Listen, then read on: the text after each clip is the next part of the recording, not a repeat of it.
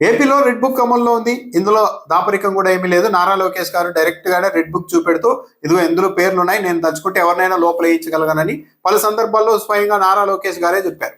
ఈ red book ని ప్రయోగించే సమయంలో ఇక వైఎస్ఆర్ కాంగ్రెస్ పార్టీ వాళ్ళంతా హడలిపోతారు, భయంతో చాలా మంది రాష్ట్రం కూడా వదిలిపెట్టి వెళ్ళిపోతారు అని అధికార పార్టీ భావించింది. రెడ్ బుక్ ని అమల్లోనికి తెచ్చిన తర్వాత వైఎస్ఆర్ కాంగ్రెస్ పార్టీ వాళ్ళంతా భయపడిపోతున్నారు అని అధికార పార్టీ భావించింది. కానీ ఇప్పుడు తీరా చూస్తే ఈ రెడ్ బుక్ దెబ్బకు వైఎస్ఆర్ కాంగ్రెస్ పార్టీ వాళ్ళు భయపడే ప్రసక్తి లేకపోగా వాళ్ళు ఆల్రెడీ అన్నిటికీ సిద్ధపడిపోయారు. ఈ రెడ్ బుక్ కారణంగా మహా అయితే ఒక 6 నెలలు జైల్లో పెట్టినా సరే సిద్ధంగా ఉందాం అని పార్టీ కార్యకర్తల నుండి నాయకుల వరకు అందరూ ఫిక్స్ అయిపోయారు. వైసీపీని భయపెట్టాలని చూసిన తెలుగుదేశం పార్టీ ఇప్పుడు తానే భయపడుతుంది. తాడుని చూసి కూడా పాము అని కంగారు పడే స్థితిలోనికి అధికార పార్టీ పెద్దలు వెళ్ళిపోయారు.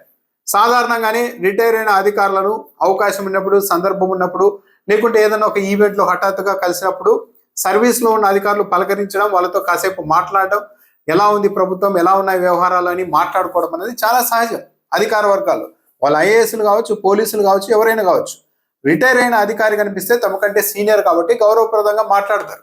దాన్ని కూడా చూసి భయపడుతోంది తెలుగుదేశం పార్టీ ప్రభుత్వం. ఇదే కారణంతో ఏపీ ఎయిడ్స్ నియంత్రణ సొసైటీ ఎండి నీలకంఠారెడ్డిని బదిలీ చేశారు. బదిలీ అయినా ధైర్యంగా కారణం చెప్పి చేసింది అధికార పార్టీ అంటే ఆ సాహసం కూడా చేయలేకపోయింది. నీలకంఠారెడ్డికి ఎలాంటి పోస్టింగ్ కూడా ఇవ్వలేదు. ఆయన సాధారణ పరిపాలన విభాగానికి అటాచ్ చేశారు.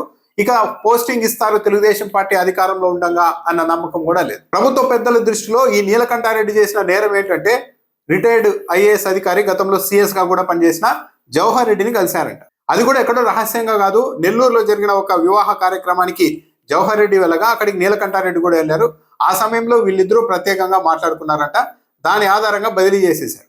ఈ బదిలీ కారణాన్ని అధికారికంగా చెప్పలేదు, కానీ తన పత్రికల్లో తెలుగుదేశం పార్టీ ఇదే హెడ్లైన్ గా రాయించింది. జవహర్ రెడ్డిని కలవడం వల్లే నీలకంఠారెడ్డి మీద వేటు పడింది, జీఏడీకి అప్పగించేశారు అని చెప్పారు. అంటే ఇక పోస్టింగ్ కూడా ఇవ్వకపోవచ్చు. ఎందుకు అధికార పార్టీ ఇంత అభద్రతా భావంలో ఉంది? జవహర్ రెడ్డి ఏమన్నా ఒక ఉగ్రవాద సంస్థ నడుపుతున్నాడా, లేకుంటే ఏదన్నా నిషేధిత ఆర్గనైజేషన్ ఏమన్నా రన్ చేస్తూ ఉన్నారా? ఆయన ఒక మాజీ సిఎస్, నీలకంఠారెడ్డి సర్వీస్ లో ఉన్నారు.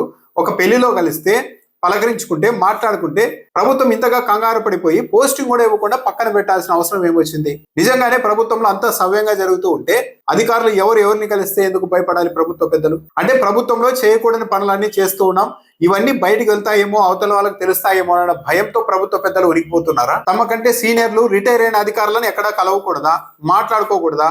పైగా తాడేపల్లిలో ఒక అపార్ట్మెంట్ లో రహస్యంగా జవహర్ రెడ్డితో కొందరు ఐఏఎస్లు కలిసి మంత్రాలు జరిపారు అంటూ పత్రికలో రాసుకున్నారు. ఆ సమావేశంలో నీలకంఠారెడ్డి లేరు.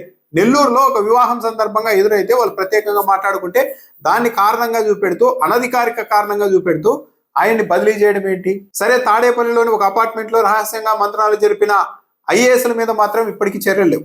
ఏదో ఒక సందర్భంలో వాళ్ళ మీద చర్యలు తీసుకుంటారు. చంద్రబాబు నాయుడు గారు చాలా సీరియస్ గా ఉన్నారంటూ లీక్ వాడతారు. ఒక నీలకంఠారెడ్డి మాత్రం ఆ సమావేశంలో లేకపోయినా సరే ఆయనకు పోస్టింగ్ కూడా ఓడగొట్టేసి జీఏడీకి అప్పగించేశారు. అంటే రాష్ట్ర ప్రభుత్వం ఒక సామాజిక వర్గానికి చెందిన అధికారులని టార్గెట్ చేస్తోందా? కేవలం జవహర్ రెడ్డిని కలవడం మాత్రమే ప్రభుత్వ అభ్యంతరమా, లేకుంటే రిటైర్ అయిన ఏ అధికారిని కూడా, సర్వీస్ లో ఉన్న ఏ అధికారి కూడా కలవకూడదు అన్నది ప్రభుత్వ పెద్దల ఆలోచన? ఒక జవహర్ రెడ్డిని మాత్రమే ఎందుకు టార్గెట్ చేస్తూ ఉన్నారు? ఆయనతో సమావేశం అయితే అంత తీవ్రమైన పరిణామాలు ఉంటాయని ప్రభుత్వ పెద్దలు ఎందుకు ఇంతగా ఆందోళన చెందుతూ ఉన్నారు? ఇలాంటి కారణాలతో కూడా పోస్టింగ్ ను ఓడగొట్టడాలు మొదలు పెడితే రేపు రోజున ప్రభుత్వం మారిన తర్వాత ఇప్పుడు చంద్రబాబు నాయుడు గారి ప్రభుత్వంలో చాలా కీలకంగా పనిచేస్తూ తెలుగుదేశం పార్టీకి అనుకూలంగా పనిచేస్తున్న కొందరు ఐఏఎస్లు, అధికారులు, పోలీసులు, ఎస్పీలు చాలా మంది ఉన్నారు కదా.